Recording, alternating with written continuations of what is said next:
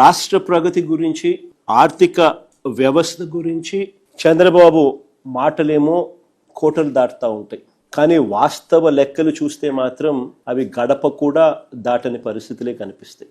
చంద్రబాబు హయాంలో అంతా కూడా పబ్లిసిటీ పీక్, పర్ఫార్మెన్స్ మాత్రం వీక్. ఇది స్టాండర్డ్ చంద్రబాబు గారి పాలనలో మనకు కనిపిస్తా ఉన్న సత్యం.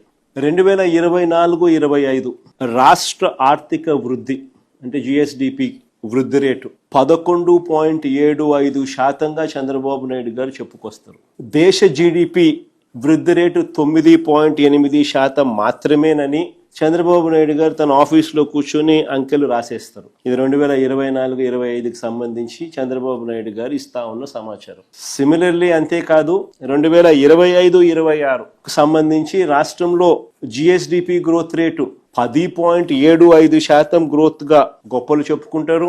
ఈ 25-26లో దేశ జిడిపి గ్రోత్ రేటు 8%, కానీ రాష్ట్రంలో 10.75% నమోదైంది అని చెప్పి చంద్రబాబు నాయుడు గారు తన డబ్బాను తానే మోయించడం మొదలు పెడతాడు. ఫ్యాబ్రికేటెడ్ నెంబర్స్ తో తన డప్పు తానే కొట్టుకోవడం మనకంతా కూడా కనిపిస్తా ఉంది.